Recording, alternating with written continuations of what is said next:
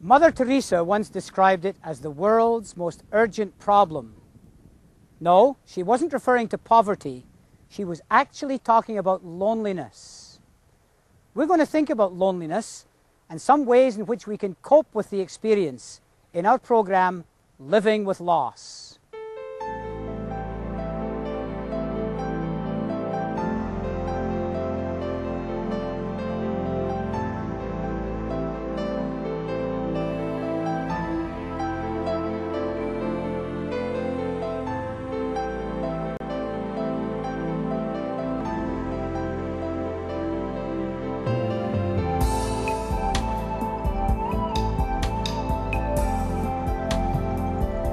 I think Mother Teresa was right in identifying loneliness as a universal experience. Even pop singers have discovered that reality. I remember a favorite song of mine, "Only the lonely know the way I feel tonight." I'm sure that many of you watching can identify with that sentiment. I certainly remember what it was like for me. 3 months after my wife died, sitting there in the loneliness and the remoteness of my own house, listening to some of my Scottish music, I became very aware of the experience that I was going through. I was lonely. I didn't even know what loneliness was, but then I experienced it. Tonight we're going to think about loneliness. I'm not going to give you any easy answers or cliches, but perhaps we can suggest some strategies by which we can help to overcome loneliness.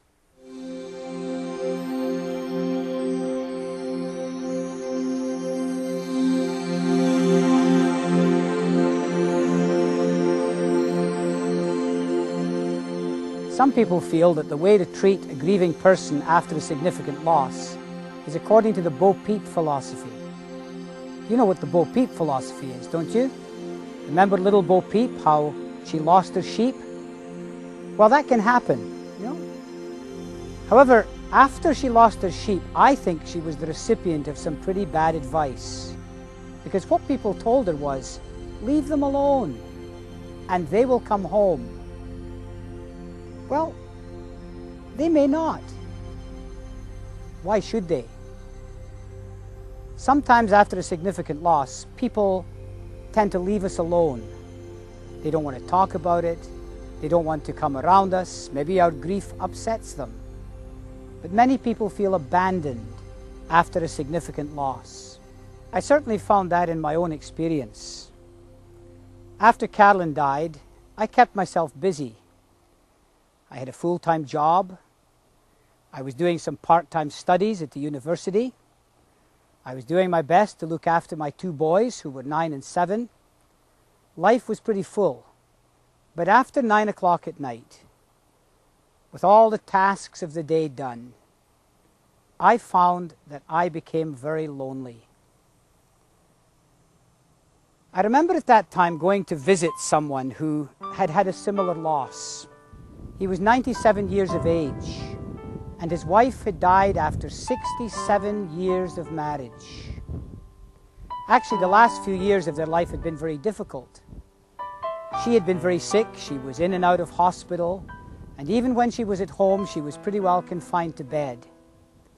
Even on the few occasions when she was able to come downstairs and they were able to share together, the problem was he was profoundly deaf and almost totally blind.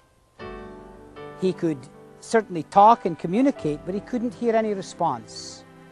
So communication was not very good.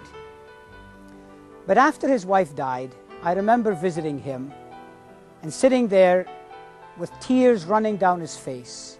He said something to me that I'll never forget.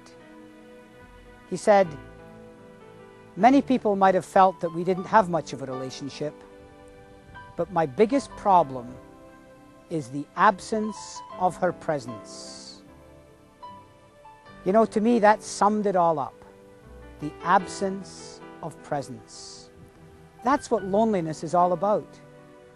Most of us have experienced loneliness at one time or another, and most of us would agree it's not a very pleasant experience. Lonely feelings come because something's missing in our lives. Perhaps it's a relationship. Perhaps it's a person. Perhaps it's the absence of a sense of self-esteem or well-being. Perhaps it's the absence of presence. Loneliness occurs when something is missing from our lives. The definition of loneliness that I like is that loneliness is the absence of a needed relationship. You see, it may come as a bit of a surprise when I tell you that loneliness has nothing whatsoever to do with whether or not we're alone.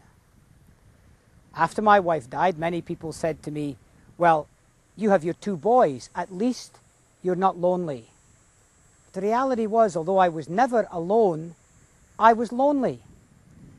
Loneliness and aloneness, although linguistically are very similar, psychologically are poles apart. Loneliness is the absence of a needed relationship. When you're feeling lonely, you're really saying, something's missing from my life. Whether it's a person, whether it's a relationship, whether it's something that you've counted on, something that you've needed, the absence of that needed relationship. Perhaps it's the absence of self-esteem or confidence. And so you may be surrounded by many different people. You may have all kinds of friends and family, and yet you experience loneliness. It's not a pleasant experience. And we're going to begin to think about how we can cope with and come to terms with our loneliness.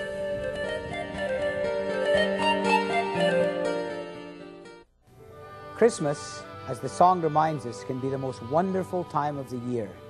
But when this Christmas is different because someone we care about is missing, we struggle with our feelings.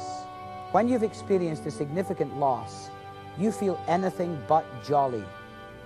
In fact, Christmas can be one of the most painful reminders of what we have lost.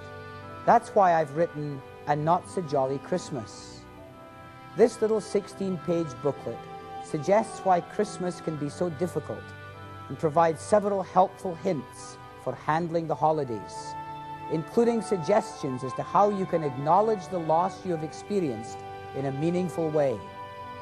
Just write to us here at Living with Loss, P.O. Box 430, Brampton, Ontario, L6V 2L4. And we'll be happy to send it to you with our compliments. But you know, there comes a time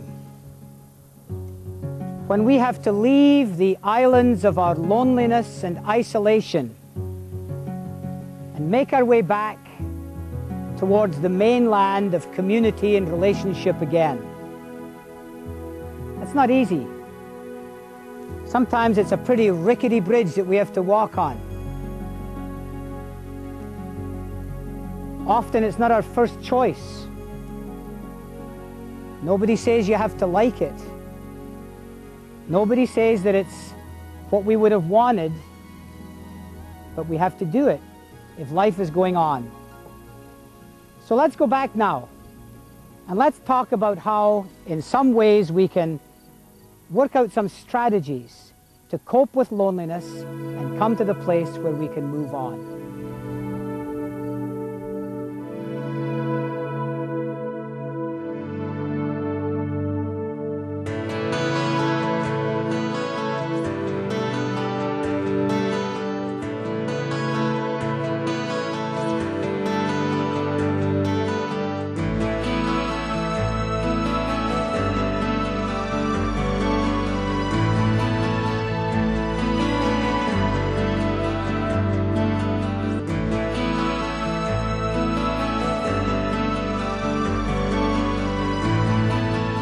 I find there's no one to go home to at night to talk things over with. There is no companionship. It's lonely.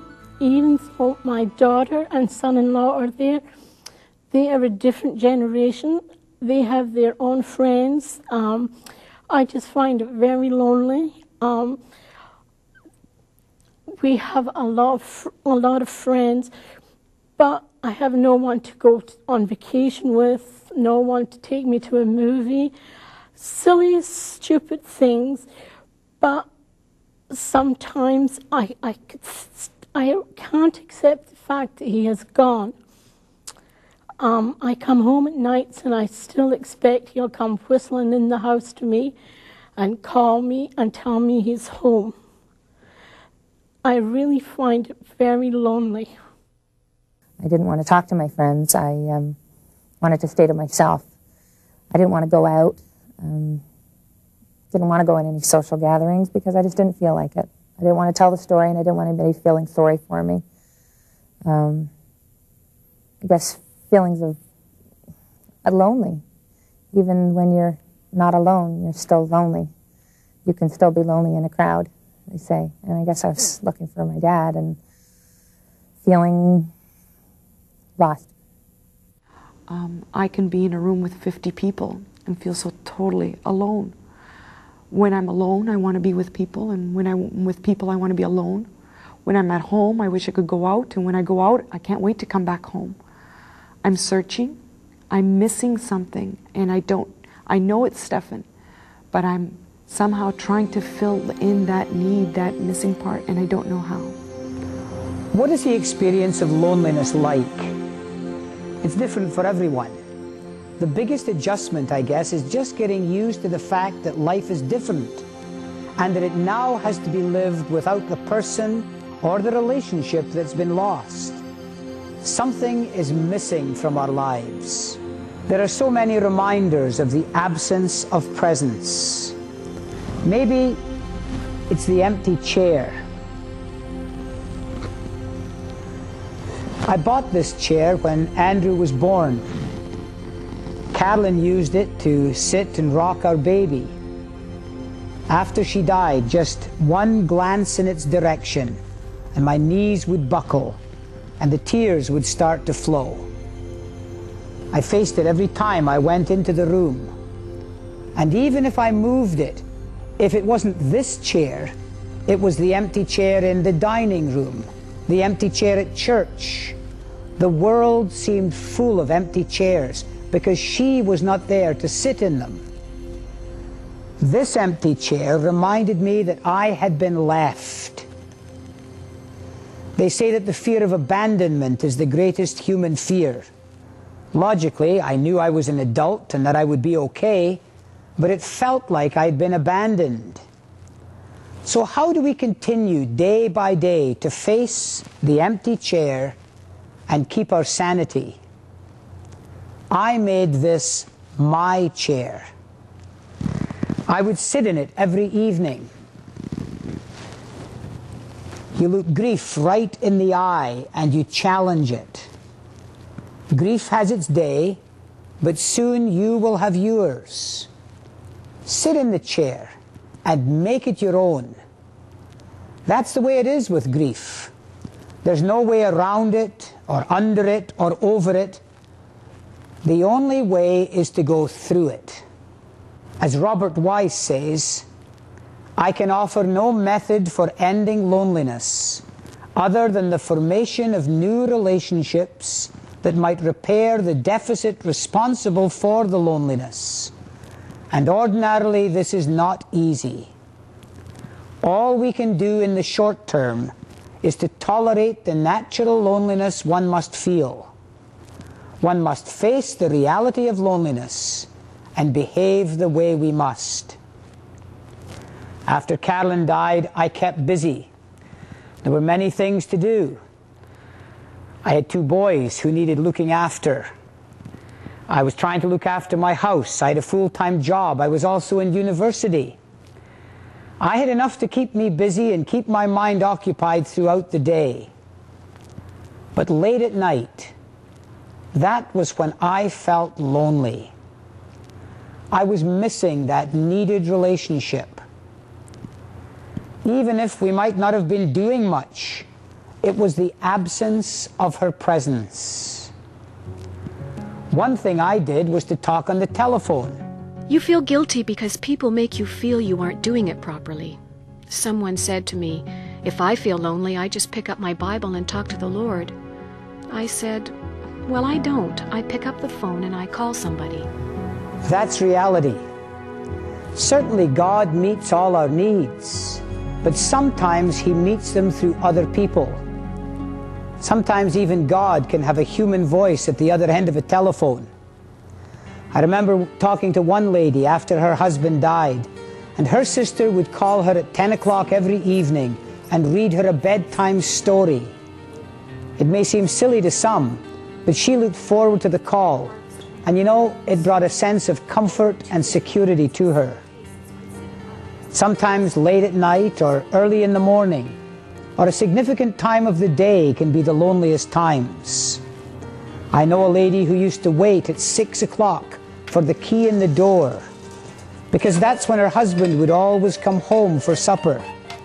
And every evening, a few minutes to 6, she'd be sitting there, anticipating, waiting for a key that never came.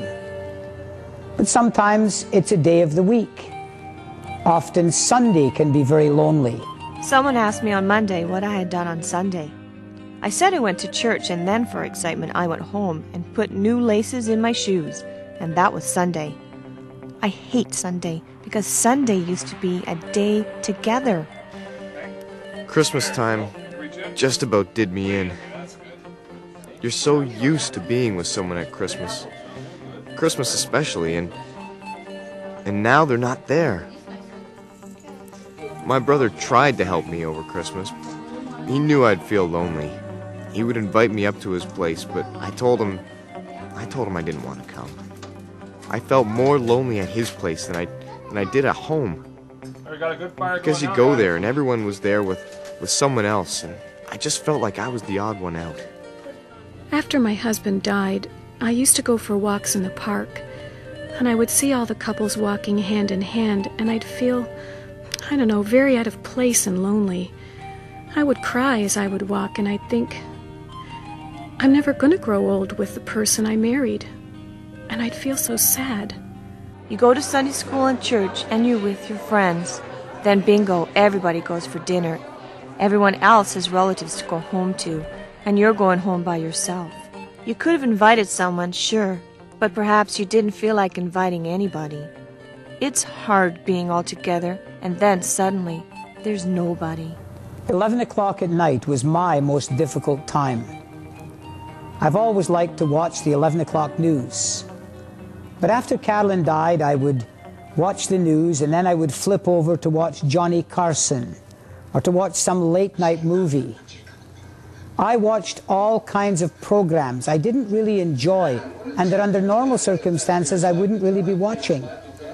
And yet somehow I was strangely reluctant to switch off the TV and turn out the light. Often I would watch into the wee small hours and fall asleep with the TV and the light still on. And then about 3 o'clock in the morning I'd waken up, often with that high-pitched tone when the station has gone off channel, and I'd put out the light and I'd finally get some sleep. Why did I find it so difficult to switch out the light and to switch off the television? Well, I felt lonely. The TV kept me company when I didn't want to be alone. Somehow to switch off that light and be alone in the darkness was surprisingly difficult.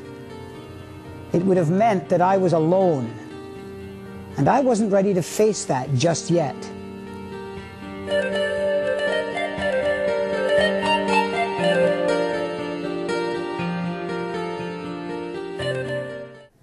It's nice to sit down with a good book, but often after a loss, people can find it difficult to concentrate. Sometimes your mind seems to wander and you forget what you've read or seen shortly after. Our books and resources were produced with this fact in mind. Here's just one of the books we can offer you. Grief Journey, Finding Your Way After a Loss. Beginning with the story of the loss of my own wife, I tell of the many surprising emotions that I experienced. I describe this book as a roadmap through the grieving process. To order the Grief Journey book, send $8.99 for the book, or $13.99 for the Grief Journey tape. Write to us here at Living with Loss, P.O. Box 430, Brampton, Ontario, L6V 2L4.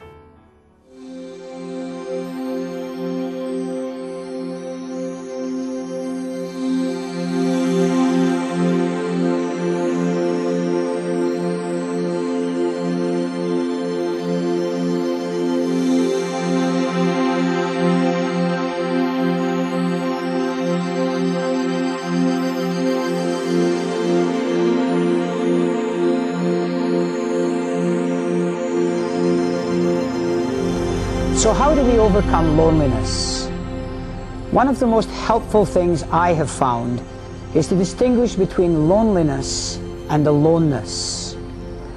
Although the words lonely and alone are from the same linguistic root, they're not the same psychologically. It's possible to be lonely without being alone. You can be lonely in a crowd. Many people said to me after Carolyn died, "Well, you won't be lonely, you have your boys." Well, I've always been thankful that I had my boys, but their presence didn't mean that I wasn't suffering from loneliness. It's equally possible to be alone without being lonely. Paul Tillich has noted that loneliness can only be overcome by those who can bear solitude. Loneliness is the absence of a needed relationship. Aloneness, on the other hand, involves relationship with oneself. This, I think, is the only lasting solution to loneliness. If I can move forward in my journey to where I can be content to be with myself and confident enough to know that I can manage and that I will be okay on my own, I will begin to come to terms with loneliness. When we have a loss, it shakes our confidence.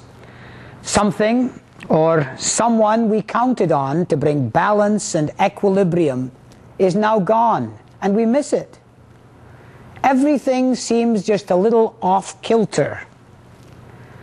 Loneliness occurs, I think, when we feel alienated from our own resources.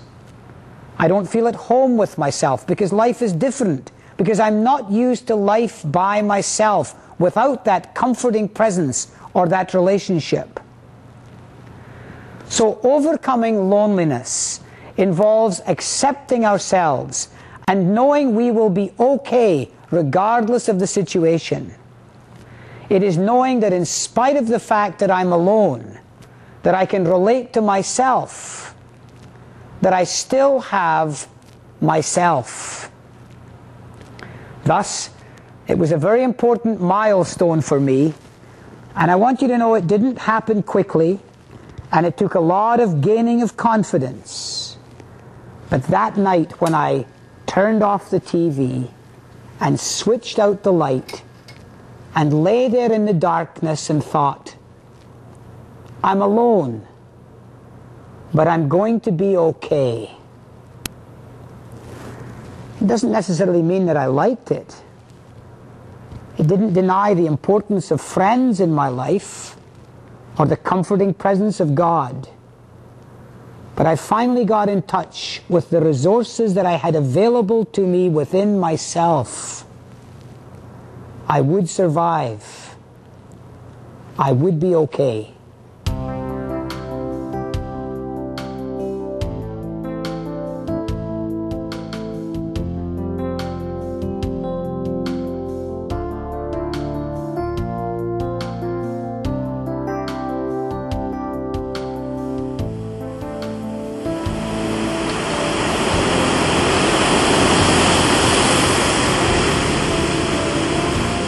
As some of you know, I sometimes refinish old furniture as a hobby. I remember my wife bringing home an old table she found at a barn sale. She paid $12.50 for it, and at first glance I thought she'd been overcharged by about $12.48. Painted in green and black, it was one of the most unattractive things I had ever seen. One can of paint stripper later, I discovered to my great delight that she had acquired a solid oak antique, with the most exquisite wood grain. For years, its beauty had been hidden under several layers of thick, ugly paint. But after several weeks of sanding and staining and polishing, we had a magnificent addition to our furniture. It looked better than new. Stripped of external coverings, the inner resources were uncovered and emphasized. And it was beautiful. Yes, life is full of changes. But if we allow them, changes can be full of life. In every loss, there can be some gain. So as Robert Weiss says, there is no need to panic, for things can get better. This does not make them better now, but it is nevertheless essential to keep this rather strong possibility in mind.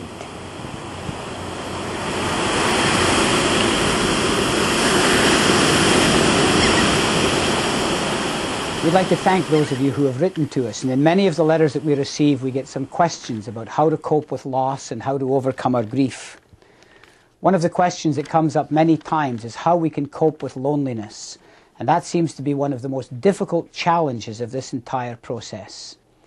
I think it's important that we identify what are our difficult times, what are our lonely moments, if you will. For some, it may be a time of day. Perhaps early in the morning or in the afternoon, or supper time can be difficult.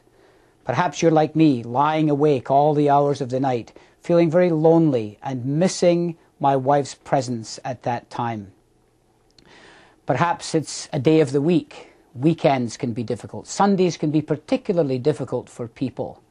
Or for some, it's a day of the month, a significant day that reminds us again of the person, and we miss their presence so much at those times. I think it's important that we identify what are the difficult times and find ways of overcoming these times and doing things to overcome our loneliness. Are there people that you can call?